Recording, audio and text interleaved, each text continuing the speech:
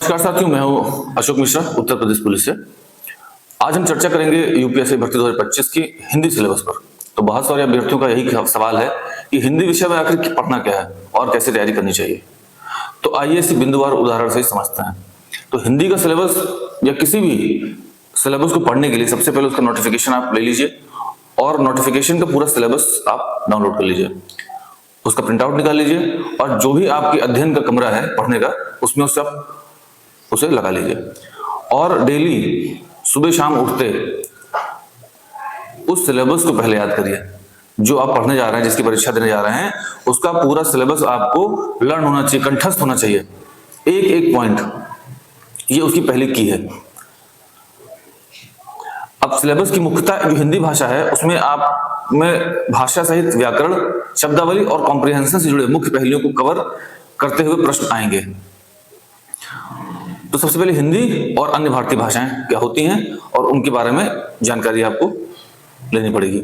इसमें हिंदी व्याकरण, वर्णमाला क्या होती है, लिंग क्या होता है, वचन क्या होता है, कारक, सर्वनाम, विश्लेषण, क्रिया, काल, वाच्य आदि, इनके बारे में आपको जानकारी करें, जो कि हिंदी भाषा से संबंधित जानकारी होती है। हिंदी भाषा किसी भाषा में सारी चीजें होती हैं, इसके बारे में गहनता से पढ़ाई करनी है।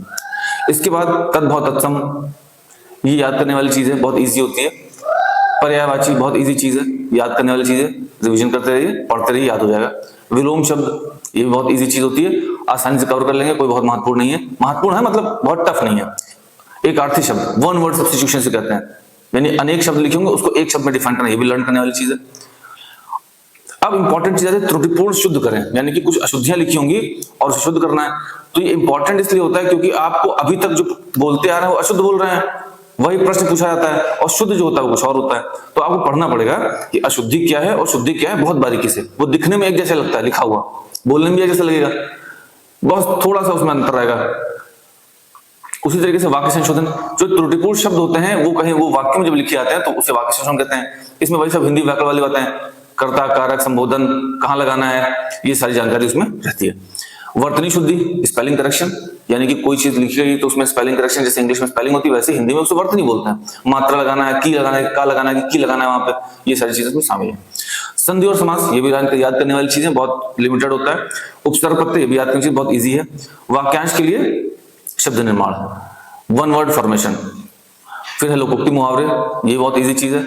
रस, छंद, अलंकार, इसे पढ़ लेंगे, बहुत स्पेसिफिक होता है, बहुत ज्यादा अनलिमिटेड इसमें डेटा नहीं है, अनलिमिटेड चीजें नहीं है। फिर आता है प्रसिद्ध कवि कौन कौन हिंदी भाषा के रहे हैं, लेखक कौन कौन से, उनकी प्रसिद्ध रचनाएं कौन कौन से रही, इसको लर्न कर लेना है आपको।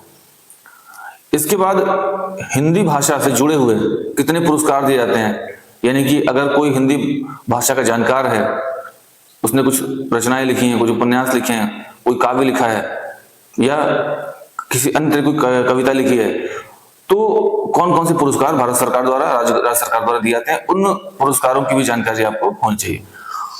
और फिर लास्ट में जो सबसे इंपॉर्टेंट चीज है और सबसे टफेस्ट चीज होती है, अपठित बोध, यानी कि आपको एक बिना पढ़ा हुआ एक पैराग्राफ दिया जाएगा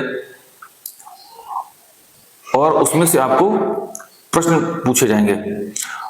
उसका मकसद ये होता है कि आप लिखे हुए पैराग्राफ से क्या उत्तर ढूंढ पा रहे हैं, अगर सवाल पूछा जाए, ये मकसद होता है दरोगा भर्ती के लिए। तो अपठित बोध होता है कि एक अन्य बिना पढ़ा हुआ पैराग्राफ, उस पैराग्राफ, वो पैराग्राफ क्या कह रहा है, सारांश, उसका सारांश क्या है, अगर आपको एक लाइन में कहना हो, ये जानने की कोशिश की जाती है। और फिर अगर उस पैराग्राफ में लिखी बातों से आपसे सवाल पूछा जाएगा तो क्या आप उसको निकाल पा रहे हैं, उन सवाल, उन प्रश्नों के आंसर, ये आपको देखे जाते हैं। तो मैं पुनः एक बार टॉपिक का संक्षिप्त विवरण बताता हूं कि किन किन चीजों पे आपको फोकस करना है, किन किन चीजों पे आपको ज्यादा ध्यान देना है और कौन सी चीजें आप रेगुलर रिवीजन से याद करके उसको निकल सकते हैं, लेकिन किन चीजों पर आपको याद कम करना है, समझना ज्यादा है। व्याकरण हिंदी में वर्णमाला देखनी है, लिंग, वचन, कारक देखना है, वाच्य, क्रिया, काल पढ़ना है। शब्द रचना में पर्यायवाची, विलोमार्थी, अनेकार्थी, वाक्य निर्माण, उपसर्ग प्रत्यय, वाक्य संशोधन, त्रुटि संबंधी सुधार और वर्तनी शुद्धि, यानी सेंटेंस करेक्शन।